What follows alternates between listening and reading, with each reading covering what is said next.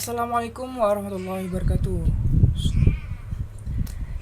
Perkenalkan, nama saya Ahmad Firly Kurniawan. Saya dari Prodi Bisnis Digital. Di sini saya akan menjelaskan terkait konsep dasar perilaku produsen dari mata kuliah Ekonomi Mikro. Nah, langsung saja. Pembahasan pertama itu adalah kurva produk rata-rata dan marginal.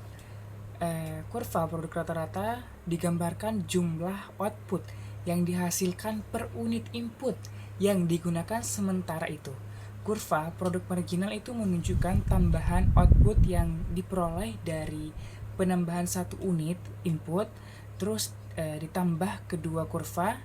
Ini sangat penting untuk memahami efisiensi penggunaan sumber daya alam proses produksi.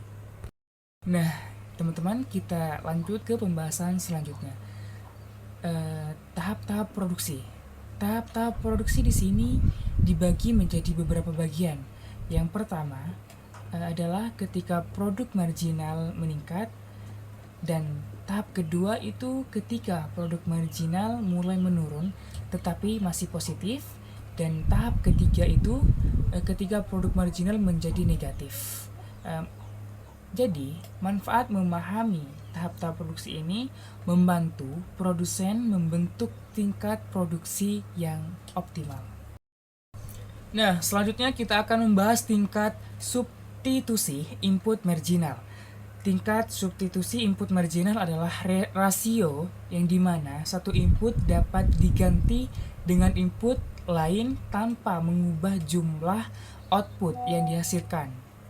Konsep ini penting dalam mengambil keputusan produksi agar dapat memaksimalkan efisiensi dengan kombinasi input yang teori produksi.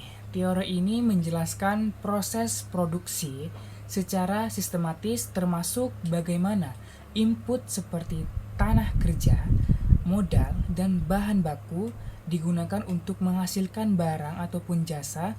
Fokusnya adalah kepada hubungan teknis dan ekonomis dalam produksi. Yang selanjutnya itu kita akan membahas kurva kemungkinan produksi. Kurva ini menggambarkan batas maksimum kombinasi dua jenis barang yang dapat diproduksi dengan sumber daya yang tersedia.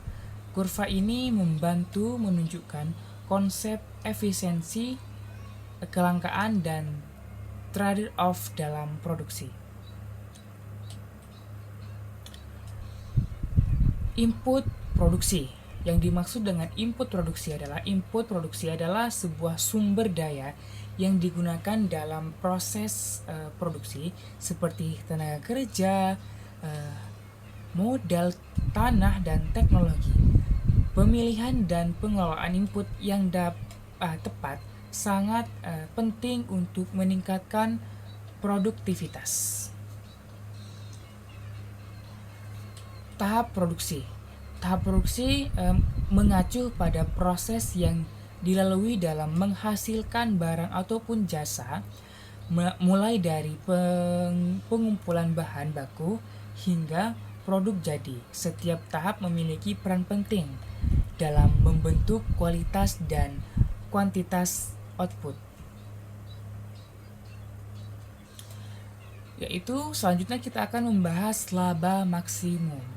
Yang dimaksud dengan laba maksimum adalah kondisi di mana selisih antara total pendapatan dan total biaya produksi mencapai nilai tertinggi. Produsen berusaha mencapai titik ini dengan mengoptimalkan penggunaan input dan menentukan tingkat produksi yang paling menguntungkan.